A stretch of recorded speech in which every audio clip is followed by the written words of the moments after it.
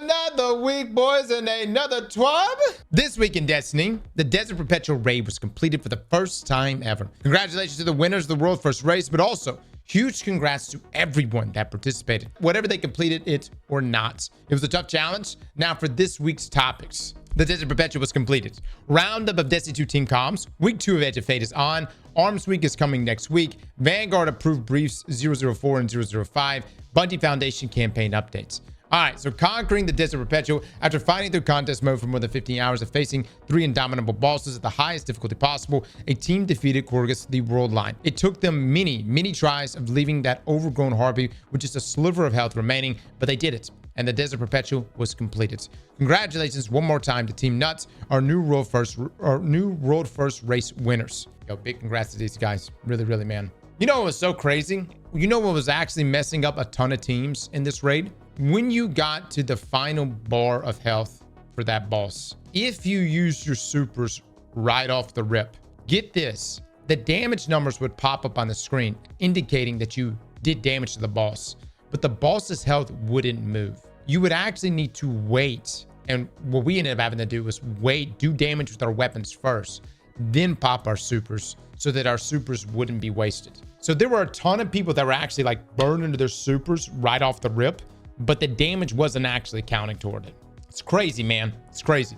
Your name shall forever be remembered among the stars, and you've earned not only the glory and bragging rights, but also the world's first raid belts. The Desert Perpetual is now available on normal difficulty, and everyone who owns the Edge of Fate, has completed the Edge of Fate campaign, can jump into it and experience the lengths of the Conductor and the Coral Vex will go to achieve their goals. There are many new weapons to earn, some amazing lore, and of course, a new exotic. We won't spoil any of those, so discover them for yourself. What we'll talk about is the new feed system for raids.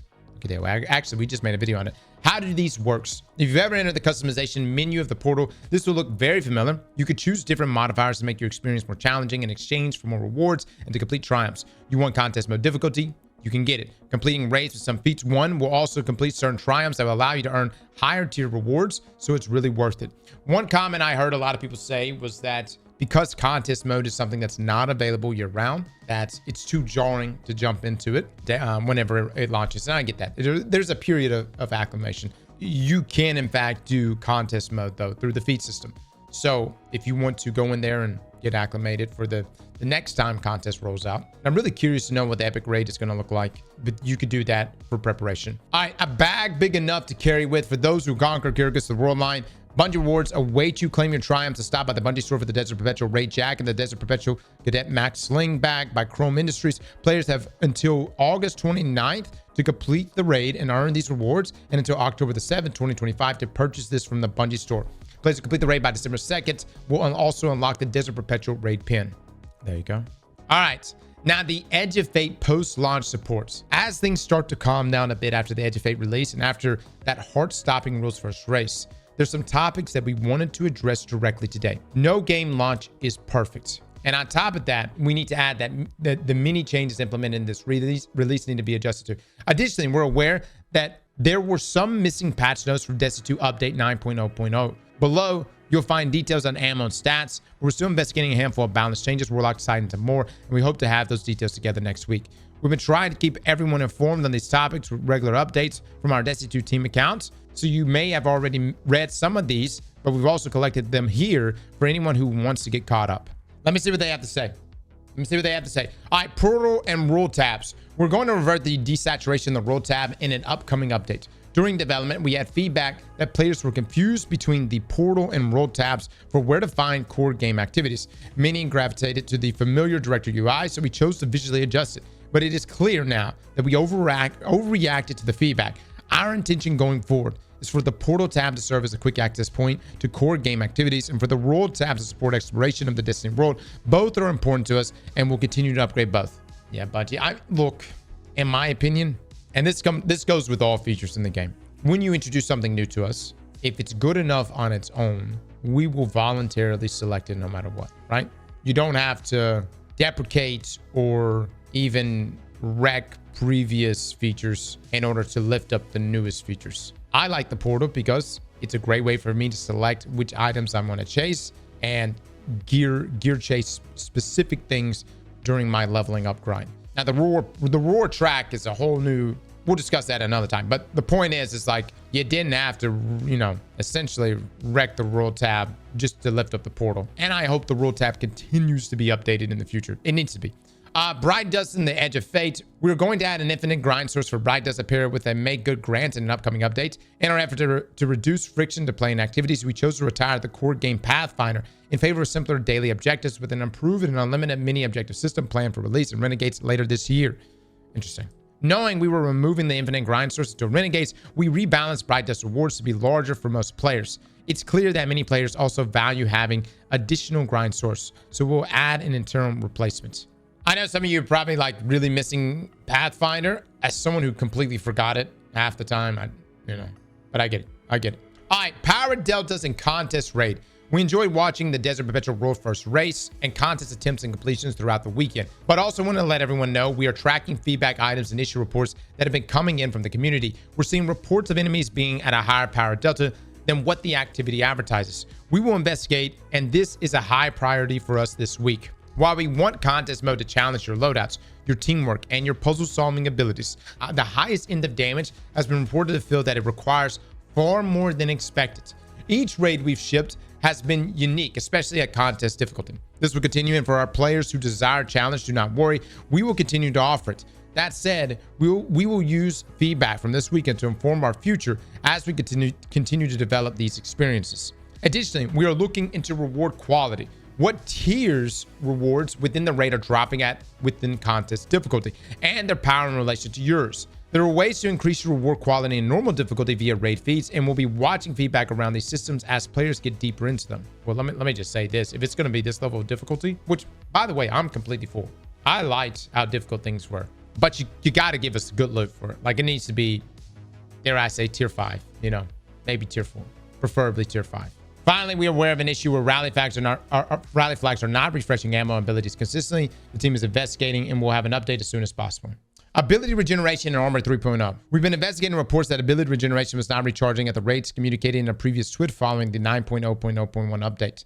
Many thanks to our community sleuths who discovered this issue and brought it to our attention. Right now, the ability stats Grenade, Melee, Class, and Super are returning less ability energy than stated in our previous communication. We have previously stated that hitting 70 in an ability stat in Edge of Fate was the equivalent to certain the Edge of Fate values for discipline, strength, and each class's ability regeneration stat and intellect, and that going above 70 would result in faster recharging than before. This isn't currently true for the 70 mark, but is for the 85 mark. We intend to make it true for 70 in an upcoming updates. So essentially, instead of 70, you need to rock 85. Our design goal for the Edge of Fate stats is to let players be able to reach higher heights than previously possible in the game by investing heavier into specific stats, but also to have interesting trade-offs when making build crafting choices. Making the 70 stat one of the big trade-off points is important to our design goals for meeting player expectations for build crafting in the Edge of Fate. This is a simplified explanation of the situation. Expect a full breakdown on how the stats are being corrected to be shared in the accompanying patch notes. Suffice it to say, mistakes were made and we're sorry for the accidental confusion here. We intend to make it right quickly. And as always, we appreciate the members of the community who noticed the discrepancy and pushed it to our attention. Okay. Yeah, some explanation on just all of that would be super beneficial. All right, ammo economy. The weapons and armor sandbox team has been absorbing a lot of feedback this week around ammo economy changes in the Edge of Fate, and we're going to share details on where we think the system is and where it will go. First, we want players to have more control over ammo acquisition, being able to know when it will drop in combat. Second, we want to provide build crafting options to generate ammo with some trade-offs that we could evolve long-term with more build crafting support options. In the Edge of Fate, ammo can be built into through ammo generation stat, mods, and perks and weapons, and the weapon stat and ammo tuning mods and armor. Lastly, we wanted to slightly reduce ammo gains for players who don't invest in the stat while providing more ammo than the Edge of Fate values if folks invest more, even enabling and supporting the running of double special ammo builds in PvE. However, we missed the mark on some of our targets, and as we absorb feedback from the community, we wanted to make some additional changes. In update 9.0.0.3, we made a few target adjustments and have more coming in the next few weeks, and then even more planned in the long run. We're committed to updating and balancing this core system to promote healthy build crafting diversity and to construct a fun living sandbox for players to engage in.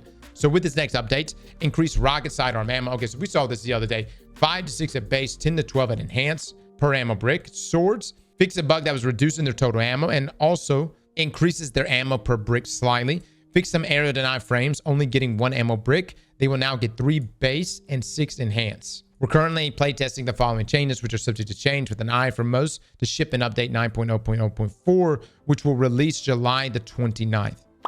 Hell no, I'm not investing in ammo over resistance. Bro, in the raid this past week, we did, man. We were playing that shit like it was Crucible. You know how much team shotting I did? That's the most team shotting I've ever done in a PvE activity. Every enemy around the map, you had to, in order to build your meter, you had to shoot every enemy. And so you didn't have to kill, but everyone had to shoot every enemy. It was literally like PvP in there. Everyone was team shot. We are currently playtesting the following changes, which are subject to change with an eye from most to ship an update 9.0.4, July the 29th. Players at the lowest end of the ammo investment stats, being 0 mods, will see ammo progress faster, providing more bricks. Ultimately, our initial tuning here was a bit too punitive, and we want to bring it a bit closer to pre-Edge of Fate values, while still encouraging a bit more build crafting investment to procure ammo more regularly. Increase the amount of ammo per brick for some additional weapon types. Buff the ammo generation stat for some exotic weapons that are lagging behind so they generate ammo faster. In the long run, we want to address the following additional feedback items to ensure a healthy ammo system for the game that can expand and provide more unique playstyles. Provide better method of highlighting ammo drops for recovering ammo if it falls off the map. Improving how assists generate ammo for players. Interesting. Continue to build more sandbox combat hooks for generating ammo, enabling players to feel like they specialize in ammo generation, even for their teammates. Okay, we'll see how it plays out. Yeah. More activities coming to the portal. After the launch week comes week 2. Most of you have completed the campaign at least once by now, got a bit more familiar with the portal and its many activities, rewards, and a few daring guardians may have even jumped into the new raid. But this is just the beginning. On Tuesday, week 2 started. And on top of a weekly refresh of the seasonal hub rewards, a new set of seasonal weekly challenges, we have new activities coming into the portal. Onslaught, Midtown, and Onslaught, Widow's Court will arrive at Fireteam's Ops. On top of that, Suro's Foundry weapons will be overcharged for the next week. Who wrote this? Am I like misunderstanding the sentence structuring here? On top of that, Suro's Foundry weapons will be overcharged for the week, so give them a try in doing some hard challenges. It's overcharged now. On the PvC side, we have Cutting Edge, a new game mode that requires featured gear to enter, making the meta quite different to the other PvP game modes. Give it a try to earn some of the unique Crucible rewards like the beautiful new micro missile frame grenade launcher. Yeah, what all you call Arc Mountaintop. Even if you're still busy bringing additional characters up to speed, completing triumphs, finding secrets from Kepler, and maybe fighting through the Fable Mythic missions, we recommend you try all of them and see what rewards are dropping. I'm getting a lot of destination materials, just to let you know, buddy. I did multiple Mythic missions this morning. I get destination materials. That is my reward. Increasing your power level as you play them will open more opportunities. To earn higher tier reward. I did 2 missions this morning. I didn't get a single fucking pair of boots. That was my experience this morning. 2 mythic missions, no boots. And after week 2, more content is coming. Here's a reminder of what season reclamation will offer to all players. Week of July 22nd this week, expert and master matchmaking options are available. Okay. Week of July 29th, the Arms Week event launches with a focus on hand cannons. Trials of Osiris is back with new armor sets and tiered weapons to earn. The core activity opens in Fireteam Ops, featuring 3 different paths and rotation of play. Week of August 5th to the 19th, the Solstice event will take place. Matchmaking opens for Grandmaster Fireteam Ops. Week of September the 2nd, Heavy Metal Wave event returns. September 9th, Ash and Iron major update. Dungeon content and more details to come. Okay, first up, Arms Week event launches next week, okay? Including and Trials of Osiris on Friday. And we've got the coil back. Solstice, though, will kick off the week after that, which may actually be a pretty good way of getting... I don't know what the tiered gear is going to look like, but it may actually be pretty good for tiered gear. Heavy metal's kind of whatever. That's cool, I suppose. But right here, September 9th, Ash and Iron major update. Again, we're going back to the Plaguelands. That's 1. 2, we're getting epic raids, which is my understanding is the only way we're going to be able to get tier 5 loot for the raid. And it says dungeon content, more details to come. Let me just say this, my experience, at least with Onslaught, and I'm worried that Dungeon is going to be part of this as well. Considering the time investment for them, I just don't feel that, like Onslaught specifically, I just don't feel it's that rewarding. I know the waves were cut down for Onslaught, but a lot of people will agree that it's just best to run solo ops or even Fireteam Ops over, doing Onslaught. All right, now prepare for Arms Week. As we mentioned above, Arms Week is coming on July the 29th. The name might sound familiar to most veteran Destiny 1 players, but the approach is quite different this time. Arms Week is a 1-week duration event focusing on a single weapon archetype. In this first week, we are honoring hand cannons. The first step into Arms Week is to visit 81, not at her usual spot in the tower near the Drifter, but at the new shooting range that launched alongside the Edge of Fate that you can launch via the tower map. 81 will give you a pursuit that kicks off the Arms Week event, as well as a brand new hand cannon, Phone Nutria Farah. More on this cool new weapon below. By playing activities with hand cannons, you'll gather combat telemetry that allows 81 to build more weapons and other rewards for you, including time-limited but very powerful volatile mods that you can slot into the event's featured weapon archetype. Oh, this is the shotgun hand cannon, guys. So get this, it's a hand cannon, but a shotgun.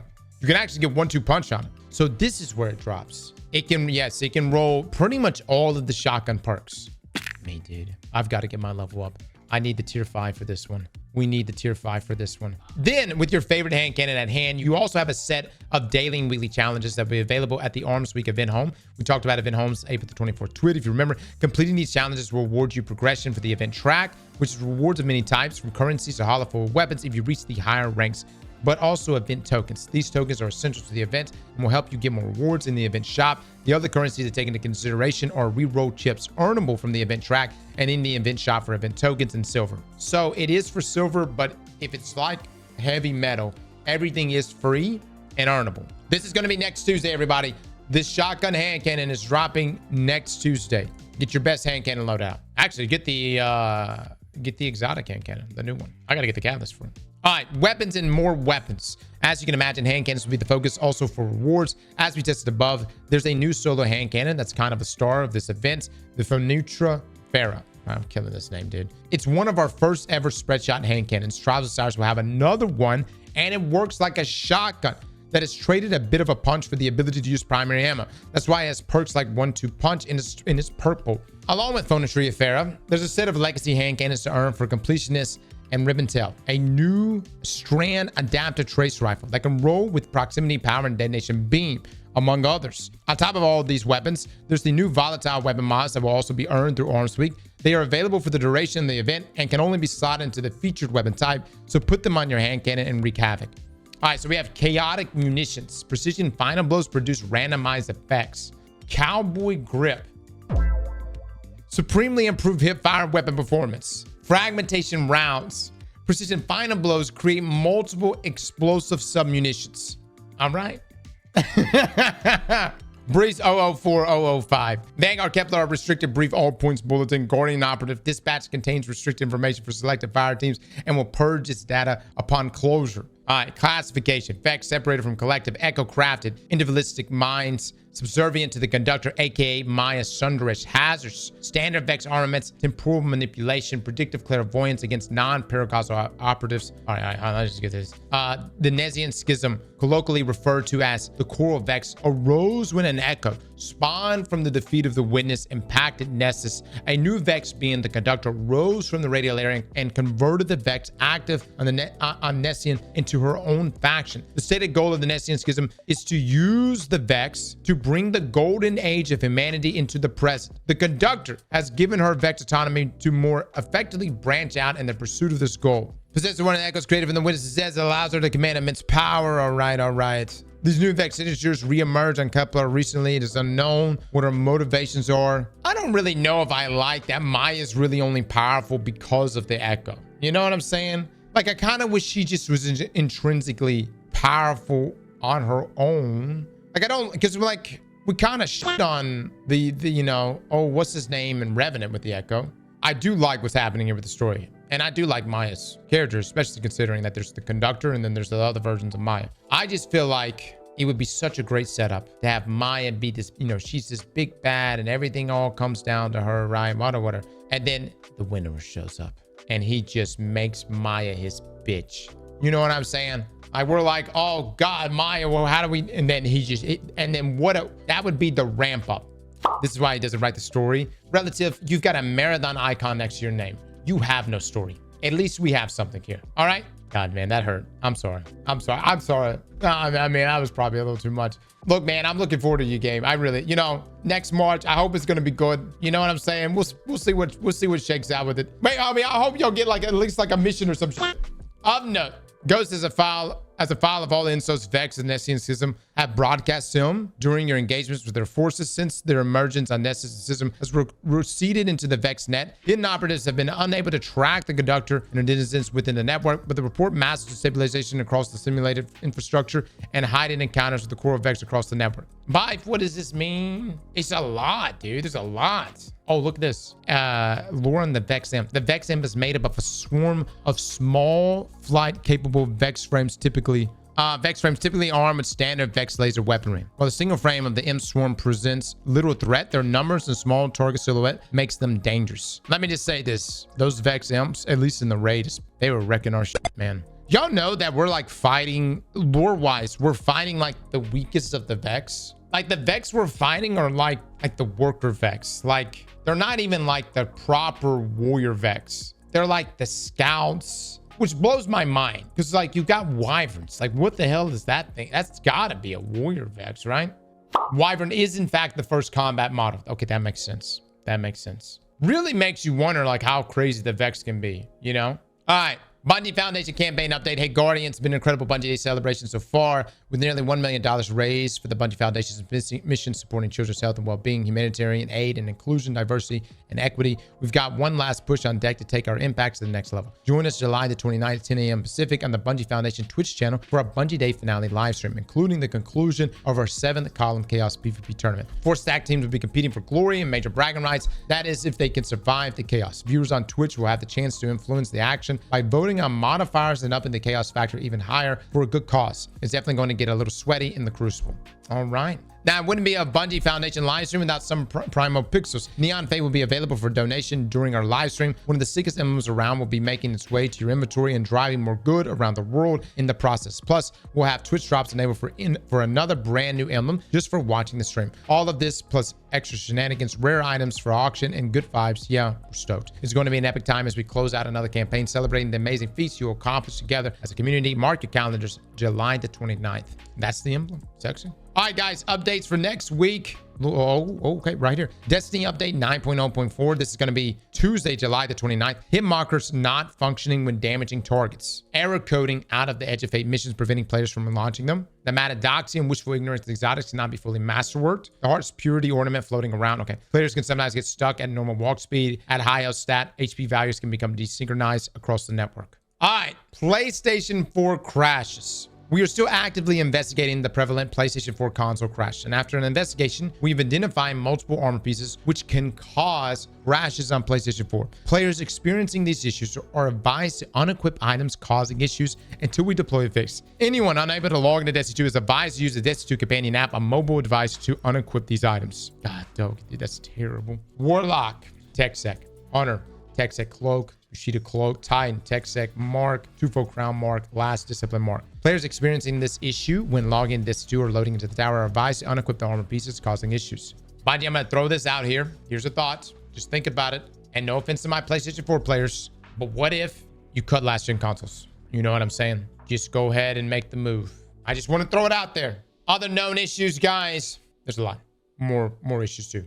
A little more issues. There's a few more. And then we're done. I'm not going to go through all of them. You've probably already run into them. It's on the list. As a final note, and this tweet is over. We've been watching our loved community playing through the campaign, the raid, the portal, and more, and really appreciate the feedback everyone has given about what they find confusing, that could be better, or that they just don't enjoy. We are aware of it all, and please trust us when we say we truly value it. Keep it coming. The Edge of Fate is the start of many things, and sometimes beginnings are strange or a bit rough. The team is working, fixing what's not working, improving what needs a touch, and of course, on the content that's to come. Our goal remains the same, to make the game you love to play. Now, where's our new buddy Lodi? Got to tell him about that raid. Destiny 2 community team. Well, highlight of the TWAB, guys, is we're getting our shotgun hand cannon next week. That's the main thing. This is coming next Tuesday. We'll be locking down rolls for it as quickly as we can. I'm curious about it. And there's some really good melee-based builds. All right, now I'm back to grinding.